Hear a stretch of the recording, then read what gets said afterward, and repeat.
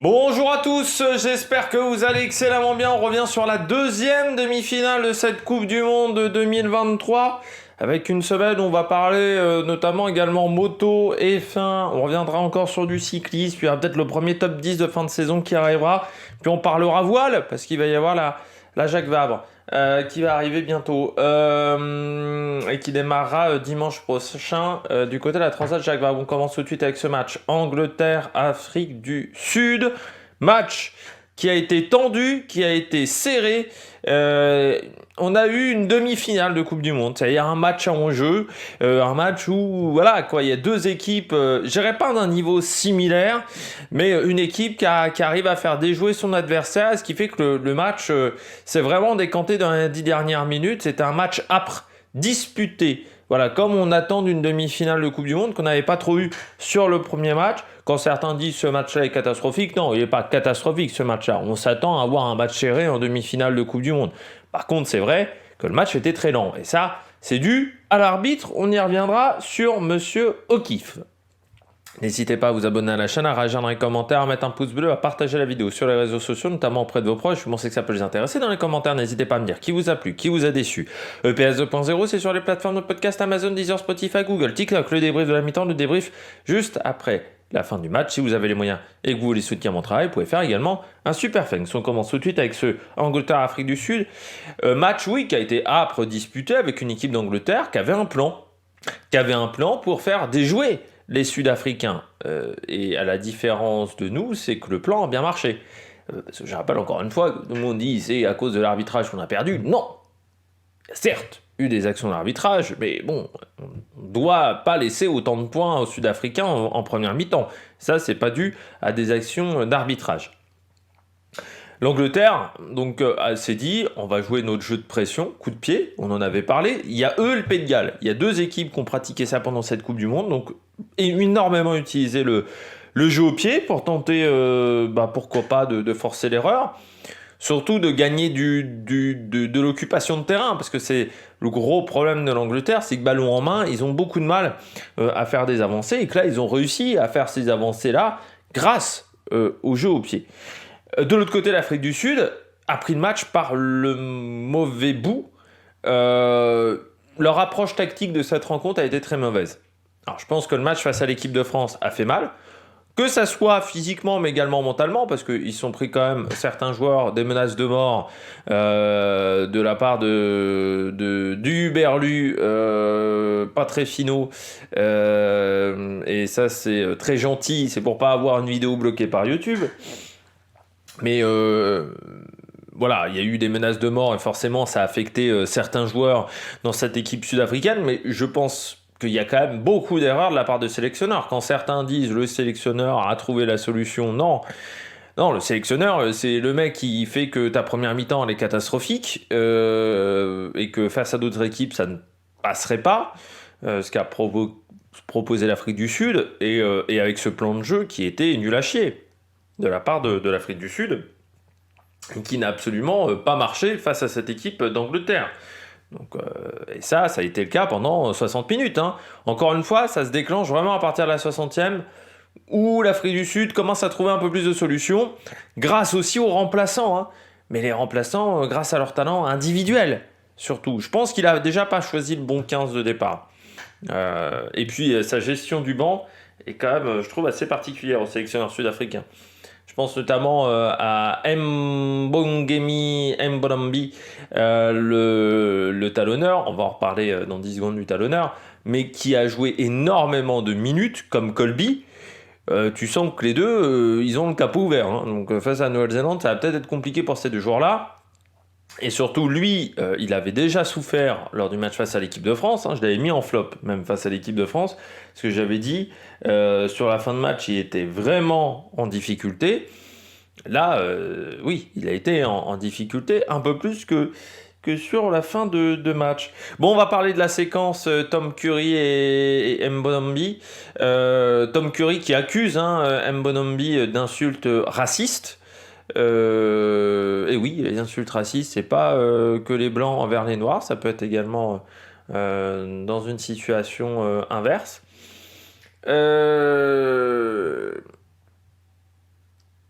moi, pendant le direct, j'ai juste vu Curry énervé. Après, je me suis dit, bon, Curry, c'est pas le dernier pour aller chercher des noises aux adversaires, donc je me suis pas. J'ai pas entendu les propos du tout de Mbambi et j'ai pas entendu la séquence avec l'arbitre, j'ai juste vu qu'il parlait à l'arbitre. Je me suis dit, c'est Curry. Il y avait énormément de joueurs anglais et de joueurs sud-africains qui parlaient à l'arbitre. Ça m'a pas surpris plus que ça parce que quasiment tous les joueurs, enfin on a vu Marler, Jimmy George aussi. De l'autre côté, on a vu Kitsoff, Edzebet, Mostert, Colisi aussi beaucoup parlé. Donc même Manny Libok. Donc j'ai pas été, ça m'a pas choqué plus que ça. D'un côté comme de l'autre, ça discutait énormément avec l'arbitre. Le choix de Ben O'Keefe était un mauvais choix. Après, s'il s'avère que ce joueur sud-africain a fait une insulte raciste, parce que si c'est vraiment la phrase sortie par Tom Curry, c'est une insulte raciste, et bien dans ce cas-là, pour moi, il faut sanctionner. Il faut sanctionner. Déjà, il ne joue pas la finale, voilà, et il faut sanctionner aussi durement. C'est-à-dire pas seulement un match, pour moi. Il faut peut-être le sanctionner un an de matchs internationaux où il ne puisse pas intervenir. Parce que le racisme n'a rien à faire que ça soit sur les terrains de sport, mais également dans les tribunes des terrains de sport. Et pour moi, si on est sévère, si on essaye d'être de plus en plus sévère avec le public, il y a encore du boulot, notamment en Ligue 1, il faut être sévère également sur les joueurs, et ça donne une mauvaise image du rugby. Cette personne-là donne une mauvaise image du rugby, donc il faut sanctionner également en conséquence de cette mauvaise image donnée à tous les rugbyman sud-africains, mais aussi à tous les rugbyman mondiaux et internationaux. Mais d'un côté comme de l'autre, ça s'est cherché des noises. À un moment, il y a Farrell, il y a même une pénalité qui a été reculée de 10 mètres pour les Sud-Africains. Donc, voilà, il y a eu plusieurs actions. Tout simplement parce que le fait de remettre Ben O'Keefe, ça a été une catastrophe. Alors déjà, les Anglais se sentent lésés. Encore une fois, la dernière mêlée, enfin la fameuse mêlée qui donne la pénalité vainqueur aux Sud-Africains. Soit tu rejoues la mêlée, parce que ça a été fait 15 fois pendant la rencontre et il a rejoué 150 fois les mêlées. Soit tu rejoues la mêlée parce que tu considères qu'il y a une faute de chaque côté. Ce qui pouvait être le cas.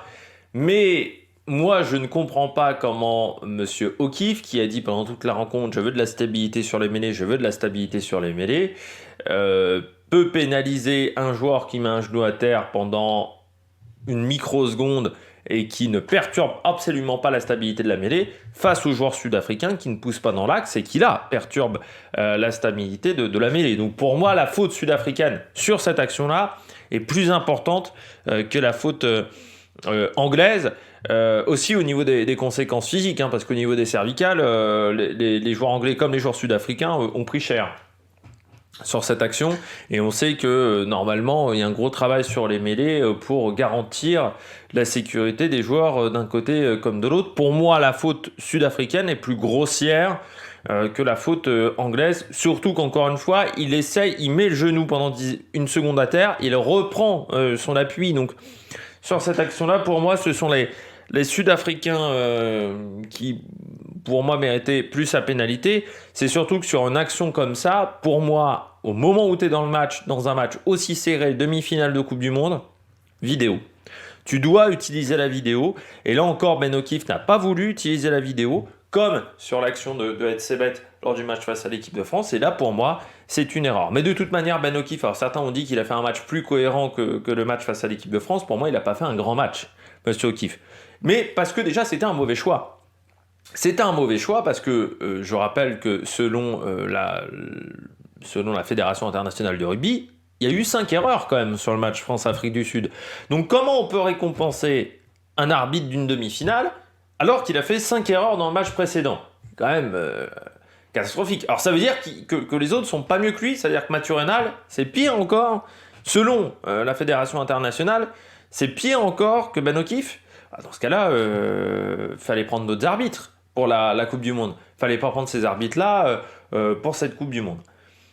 Moi, ça me pose forcément problème d'un arbitre qui arbitre 2 fois la même équipe pendant la compétition. Parce que c'est un peu ce que reprochent les Anglais à Ben O'Keefe.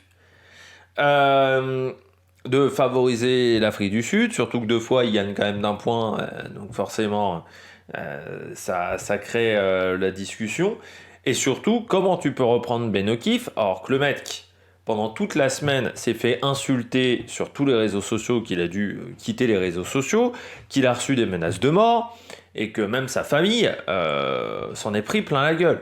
Comment tu peux le remettre à ce poste-là ?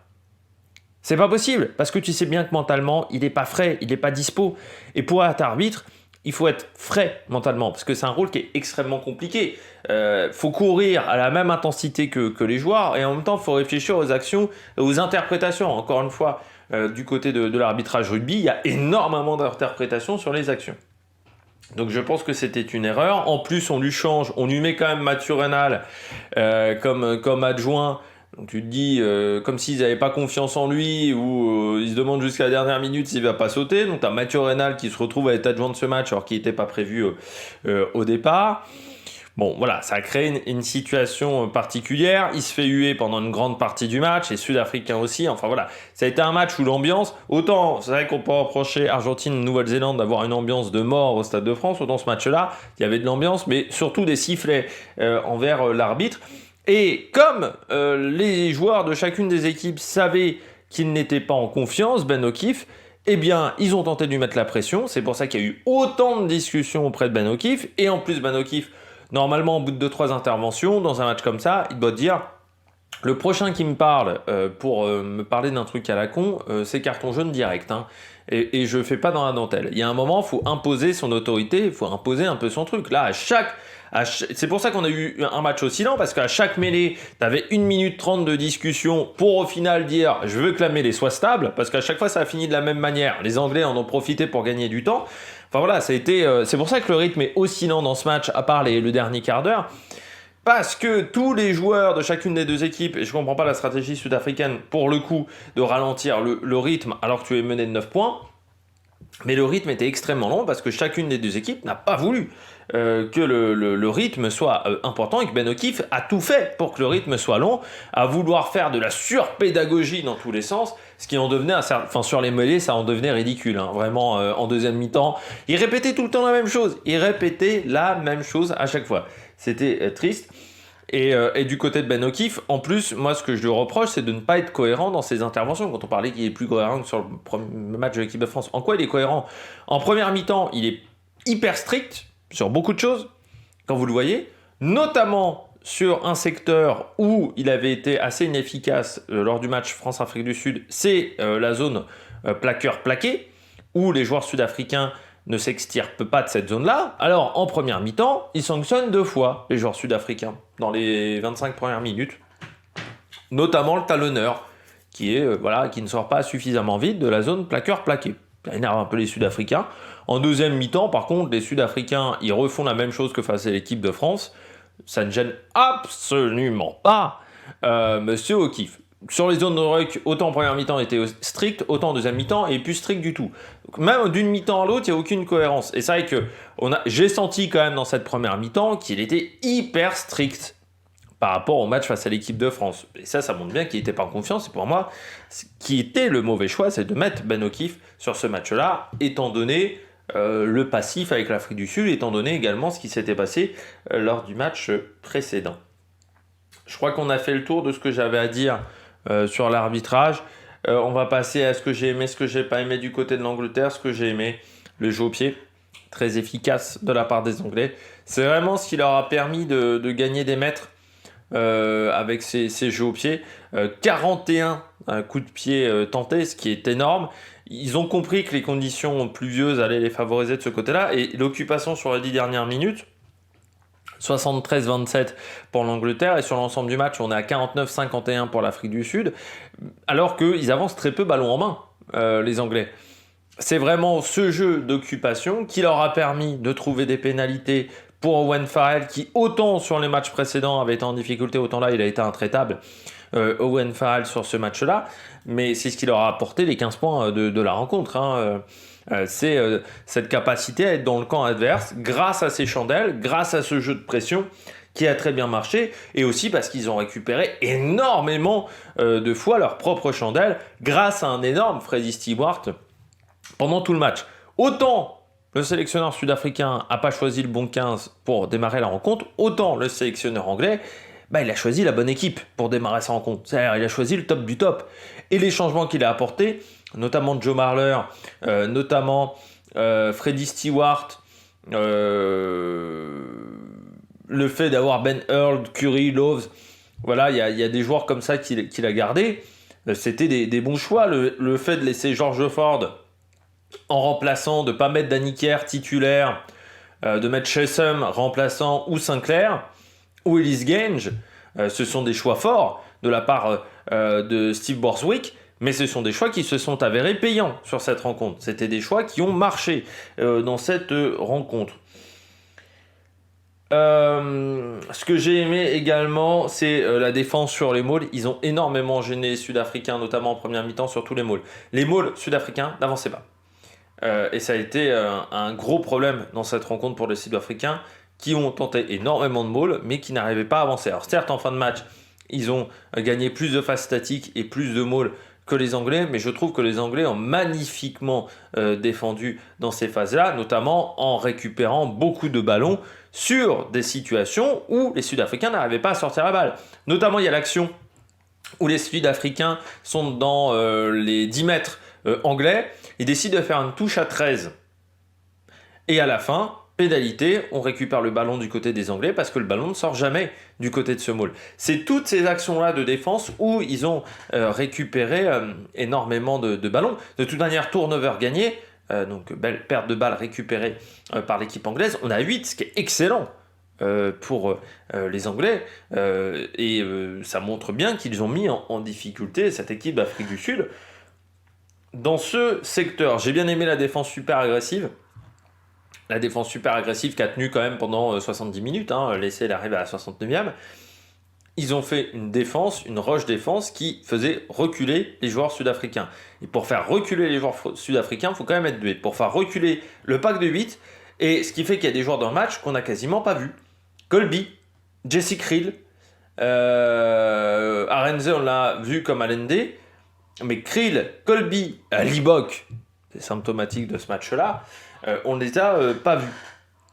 Ce que j'ai pas aimé par contre, c'est ces fautes bêtes, notamment la pénalité où ils perdent encore 10 mètres, mais plein de petites fautes bêtes de la part des Anglais, des fautes vraiment, pardon, évitables, ou parfois ils ouvrent un petit peu trop leur gueule, ou parfois ils se mettent à la faute dans des zones de maul alors que ils pouvaient s'en sortir sans se mettre à la faute. Ça c'est pour moi un peu dommageable. Et puis beaucoup d'erreurs en début de deuxième mi-temps, notamment des erreurs sur les touches. Ils sont qu'à 7 sur 10 en touche, mais ils ont fait beaucoup d'erreurs de lancer, notamment de lancer qui n'étaient pas droits du côté de Jamie George.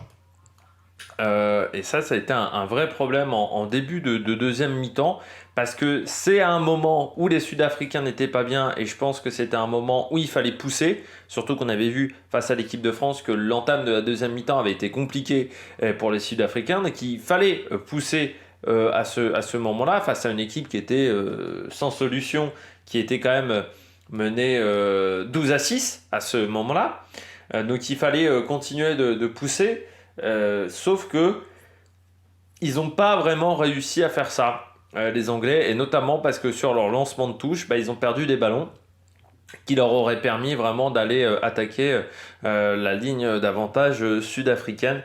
Donc ça, c'est un petit peu dommage, ces erreurs. Puis ce que j'ai bien aimé également, c'est la gestion du temps. Alors certes, Ben O'Keefe a provoqué ça, mais la gestion du temps, notamment avec les soigneurs qui rentrent à chaque fois sur le terrain, mais aussi de la part des joueurs, c'est-à-dire le nombre de discussions qui ne servaient à rien de la part de certains joueurs, je pense notamment à Joe Marler, ou je pense aussi à Curry, à Owen Farrell, Mantulagi. Il y a beaucoup de joueurs anglais qui ont gagné du temps, et ça a failli marcher parce que c'est vrai que les Sud-Africains ont laissé égrener le chrono, sauf que en fait le temps tournait.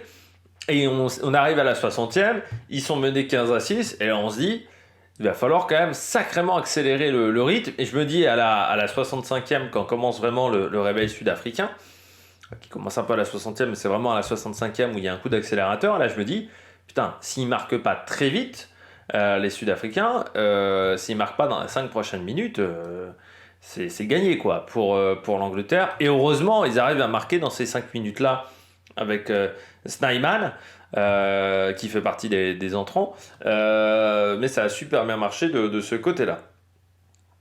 On passe à l'Afrique du Sud. J'ai pas compris la tactique en fait de l'Afrique du Sud pendant une grande partie du match. Vouloir jouer au pied alors qu'ils n'arrivaient pas à récupérer les chandelles, ils ont fait ça pendant 65 minutes. C'est-à-dire, les Anglais faisaient des jeux de pression, eux ils faisaient aussi des jeux de pression, et puis ils perdaient la balle. Le nombre de ballons qu'a récupéré l'Angleterre, le nombre de fois ils ont fait reculer les Sud-Africains de 25-30 mètres dans ce genre de jeu de gain de terrain, quand on joue à la balle, on joue au football, on va dire, au football rugby. Pourquoi l'Afrique du Sud est rentrée dans ce schéma-là? Alors oui, ça avait bien marché face à l'équipe de France, mais l'équipe de France n'est pas aussi performante dans le jeu au pied et dans la récupération du jeu au pied, dans ce jeu-là de foot rugby. Parce que dans le jeu au pied, Antoine Dupont est bon, mais dans le jeu foot rugby, je pense qu'on n'est pas totalement la meilleure équipe. Ça marche face à l'équipe de France, mais là tu tombes quand même face à l'équipe qui peut-être maîtrise le mieux ça, qui est l'équipe d'Angleterre, qui le maîtrise depuis des années. Donc provoquer ça, c'était un petit peu stupide. Et surtout, je me dis, bon, en fin de première mi-temps, voilà, ils le font. Bon, je me dis, en deuxième mi-temps, à la mi-temps, le coach, il va leur dire, arrêtez de faire ça, on joue à la main, on essaye d'avancer, mais on arrête de leur donner des ballons au pied. Et ben non, ils recommencent de la même manière. Donc, c'est là où je me dis que l'approche du match a été mauvaise, parce que de la part du coaching. Et je pense notamment, certes, le banc est performant, mais pourquoi en fait, vu la performance déjà de Libok sur le dernier match, vu la performance de Colisi sur le dernier match, qui n'ont pas fait un bon match face à l'équipe de France, comment ces mecs-là se retrouvent à être titulaires alors que tu as notamment Pollard dans les remplaçants? Pourquoi on n'a pas joué directement avec De Clercq et Pollard? Moi, je ne comprends vraiment pas, hein. Pourquoi ces deux-là n'ont pas été titulaires? Parce que dès que Pollard rentre, mais encore plus quand il est associé à De Clercq, ça change complètement l'équipe d'Afrique du Sud sur les phases ballon en main, pardon. Alors oui, sur les phases ballon au pied, ça ne change pas la donne, mais sur les situations ballon en main, ça change la donne. Et autant Libok au pied, c'est pas bon, autant Pollard, bah, il t'apporte les points importants au pied. Donc je comprends vraiment pas quelle a été la décision, parce que c'est vrai que pendant 40 minutes, pendant 40 minutes, pendant 30 minutes, ton jeu au pied, il est catastrophique, et notamment, il trouve pas de touche. Ou quand il trouve des touches, c'est des touches de 10 mètres. Et la première action, quand Libok sort à la 30e, première action, Pollard se retrouve le ballon au pied, il te trouve une touche 40 mètres plus loin. Enfin, pourquoi t'as pas pris Pollard dès le départ? Ça, je ne comprends pas. Mais je pense que on a beau dire, mais le sélectionneur est pas prophète en son pays, parce que quand vous voyez le conciliabule qu'il y a en deuxième mi-temps, où on a l'impression que tout le monde n'est pas d'accord avec ce qu'il dit, c'est quand même assez impressionnant. Ah ben, je me dis qu'il y a quand même eu des problèmes dans l'approche de match. Moi, j'ai marqué au bout d'un quart d'heure de jeu, pas dedans. C'est vraiment ce que j'ai marqué sur ma feuille, hein. Pas dedans. Ils étaient pas dedans, les Sud-Africains. C'est-à-dire que l'équipe qu'on avait vue face à l'équipe de France, et ben on avait l'impression qu'elle était encore moins forte que face à l'équipe de France. Et déjà, face à l'équipe de France, ce match n'était pas parfait du côté de l'Afrique du Sud. Mais là, le début de match n'était pas parfait pour l'Afrique du Sud. Mais alors là, vraiment, le premier quart d'heure, tu te dis, il va falloir sacrément se réveiller. Alors je me dis, bon, on est dans le premier quart d'heure, ils vont se réveiller.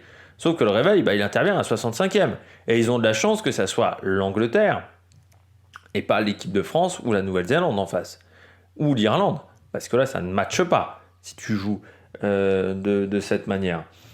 Les récup jeu au pied catastrophique. Je crois qu'en première mi-temps, vraiment, ils récupèrent aucun ballon au pied. Donc ça, c'est vraiment assez dingue. Là aussi, des lancers en touche qui n'ont pas été réussis du côté de la touche sud-africaine, qui est pourtant leur point fort. On est à 15 sur 19. C'est insuffisant pour l'équipe, pour cette équipe-là. Heureusement, les mêlées sont réussies.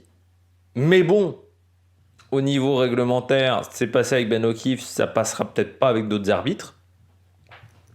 hein, les pousser comme ça, et je pense que ça a été repéré. Les soutiens qui n'arrivaient pas suffisamment vite, mais ça je pense aussi c'est parce que ta stratégie de gestion d'effectifs depuis le début de la Coupe du Monde elle est pourrave. Le fait ils ont tout fait, ils ont fait 7-1, 6-2, voire quasiment maintenant 4-4 des fois, enfin au niveau de leur gestion de banc, t'as l'impression qu'il n'y a pas de... Bah, tout le monde trouve, oh, ils réinventent le rugby, ils réinventent le rugby. Moi, je pense pas qu'ils réinventent le rugby, les mecs. Moi, je pense qu'ils ont aucune idée de ce qu'ils font. C'est fou parce qu'ils ont un effectif dingue, mais j'ai l'impression que là, ils savent pas trop comment le gérer, leur effectif. Et que c'est un peu le bordel dans cette équipe d'Afrique du Sud. Alors oui, le jeu est posé, bon, voilà, c'est du bon rugby défensivement et tout ça, mais j'ai l'impression qu'au niveau de la gestion de l'effectif, quand tu vois quand même, je comprends pas comment De Klerk et Pollard, vu les performances qu'ils font depuis le début de la Coupe du Monde, enfin, De Klerk, je comprends pas pourquoi il est pas titulaire, De Klerk. Enfin, je trouve qu'il y a vraiment une gestion d'effectif qui est très bizarre. Que de mauvais choix offensifs aussi. Pendant 50 minutes. Hein. C'est vraiment l'arrivée de Leclerc qui a été bonne de ce côté-là. En début de deuxième mi-temps. Même s'il a fallu un petit peu de temps. Mais que de mauvais choix offensifs, quoi. Avec des mecs qui ont pourtant des avantages à jouer et qui ne les jouent pas correctement. Il y a un moment une situation où c'est un 3 contre 2. Là, je me dis... Putain, ça va faire des passes sur l'extérieur. Non, RNC, il s'emplafonne devant tout le monde. Très bizarre. Alors le banc, voilà, qui a été performant. Mais encore une fois, pourquoi ce banc-là n'est pas le titulaire? Enfin, De Klerk et Pollard, je comprends pas pourquoi ils sont pas titulaires. Voilà. Et Oxenche aussi, je comprends pas. Parce que lui, il fait une bonne Coupe du Monde. Hein, donc, bon, très surpris, très surpris, très surpris. Ça n'avançait pas. Ouais. Le début de match est vraiment pas bon. Ça n'avançait pas. Les soutiens qui n'arrivaient pas. Ils ont perdu énormément de ballons grattés par les Anglais. Enfin, dans beaucoup de secteurs, ça a été très très compliqué. Ils ont gagné que 52 rucks. Pourtant, il n'y en a pas eu 150 des rucks. Hein, parce que... Et les mètres ballons portés, ils sont à 190 face à 236. Déjà, les Anglais, c'est pas fou. Alors là, l'Afrique du Sud, seulement 190 mètres gagnés ballon porté. C'est... très très faible. On passe au joueur du match. Du côté de l'Angleterre, Freddie Stewart. Ouais, c'est un bon choix de Borswick. Vu le nombre de ballons qu'il a récupéré, de récup de ballons au pied, ça a été vraiment le joueur important dans cette rencontre pour moi. Et en flop, j'ai mis Maro Itoje, pardon. Je dis Moro. Maro Itoje, un petit peu discret. Voilà. C'est pas le joueur qui a été le plus en vue. Même Ben Earl, qui pourtant, voilà, on l'a pas mal vu. Donc voilà, j'ai mis Maro Itoje. Du côté de l'Afrique du Sud, en plus Pollard, son entrée a fait énormément de bien à l'équipe. Son entrée au bout de 30 minutes, elle te change un peu. Elle commence à changer un peu la manière de fonctionner de l'équipe. Ensuite, après, tu as l'arrivée de Klerk, qui fait un deuxième vraiment encore du bien. Et après, il y a la sortie de Colisi. Il apporte encore. Ça s'est joué, je pense, en plusieurs temps. Mais vraiment, ça a apporté du bien au niveau du jeu au pied. Et, il a fait un bon match. Et puis en flop, alors pour pas remettre Manu Libok, ça a déjà été assez dur pour lui, je pense, de sortir au bout de 30 minutes de jeu, parce que je pense qu'il s'y attendait pas. Moi, je mettrais Colisi. Alors oui, c'est un leader en dehors du terrain. Ça, c'est un leader d'homme. Clair et net. Par contre, dans le jeu, ça fait 2 matchs qui passent un peu à travers, hein, Colisi. Que ce soit le match face à l'équipe de France ou ce match-là, où il sort assez tôt, hein, à chaque fois à la 50e, il sort aussi parce qu'il passe un peu à côté et qu'il fait pas une belle perf. On passe à mes pronostics pour les 2 derniers matchs. Angleterre-Argentine, moi je pense à une victoire de l'Argentine parce que je pense que l'Angleterre va avoir du mal à se remettre la tête dedans, alors que l'Argentine n'a jamais eu vraiment l'espoir d'aller dans la grande finale, alors que l'Angleterre y a cru pendant quand même 70 minutes. Donc je pense que ça va être dur de se remettre dedans pour les Anglais parce que la déception est forte et qu'un match sur la 3e place, certes il y a la qualité des joueurs, mais c'est aussi dans la tête que ça joue énormément. Et Nouvelle-Zélande, Afrique du Sud, je pense à une victoire de la Nouvelle-Zélande. Alors déjà, personnellement, je préférerais une victoire de la Nouvelle-Zélande parce que je trouve que ce qu'ils proposent, sauf le match face à l'Argentine, mais ce qu'ils proposent depuis l'Italie, c'est vraiment du très beau rugby à voir. Et je trouve que voilà, ça fait du bien de voir une équipe de Nouvelle-Zélande qui est pas que dans l'impact physique, avec cette variété dans le jeu au pied. Et moi, j'adore la variété qu'ils proposent au niveau du rugby. Et je pense que si la Nouvelle-Zélande utilise très bien son jeu au pied, bah, l'Afrique du Sud, s'ils font la même chose que lors de ce match-là, ils auront beaucoup de possibilités à jouer. Et puis je pense que en plus, la gestion du banc de l'Afrique du Sud va leur poser des problèmes, je pense, sur la finale. Parce qu'il y a des joueurs qui sont cramés. Etzebeth, je pense qu'il n'est pas super top physiquement. Mbonambi, ouais, pas bien. Et peut-être également Colby, très discret sur le dernier match. Donc je pense que ça sera compliqué. Donc voilà, je mise victoire de l'Argentine et victoire de la Nouvelle-Zélande sur les deux finales. Et ben nous, on se retrouve samedi, dimanche pour faire le débrief de ces deux matchs. Et puis on se retrouvera vendredi, samedi sur TikTok pour faire les débriefs en direct. D'ici là, n'hésitez pas à vous abonner à la chaîne, à réagir dans les commentaires. Allez, ciao ciao!